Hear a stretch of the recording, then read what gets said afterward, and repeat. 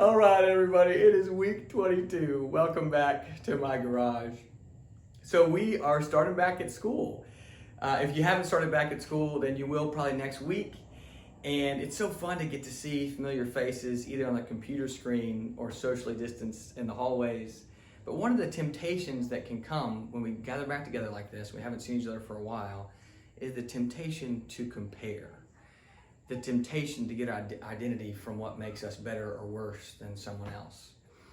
And there's all these kinds of quick, little quotes around comparison. Comparison is the thief of joy. Comparison is the mother of resentment.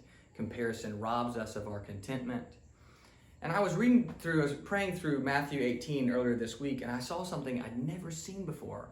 I thought it was all about humility beforehand, all about like a childlike faith, but there's something about comparison that came up for me in this text that I'd never thought of before. So in Matthew 18, the disciples are doing what they do sometimes. They're comparing themselves to each other, and they're wanting to know who's the greatest. So they go to Jesus and they say, "Who's the greatest in the kingdom of heaven?"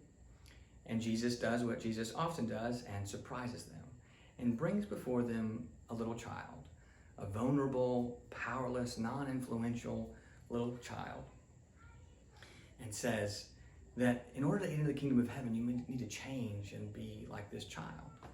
And then he goes on to say, "Whoever welcomes a child like this in my name welcomes me," elevating the child to Christ's level, right? And I never thought about it before, but it's all about comparison. Kids, like little children, are far less likely to compare than they are to be content. They're far less likely to be resentful than they are to be joyful.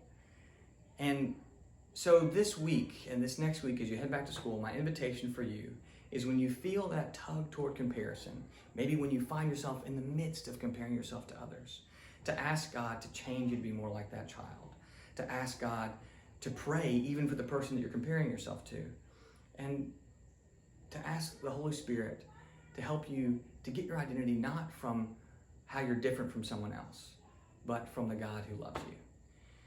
We're going to be we're still in kind of a pause right now, waiting for school to get back in session, but we are going to be launching our small group program again towards the end of this month, end of August. If you want to know more about it, please reach us, call out to us if there's something you want to be a part of, if you want us to make one for you. As always, remember, God's up to something. We hope you'll be a part of it.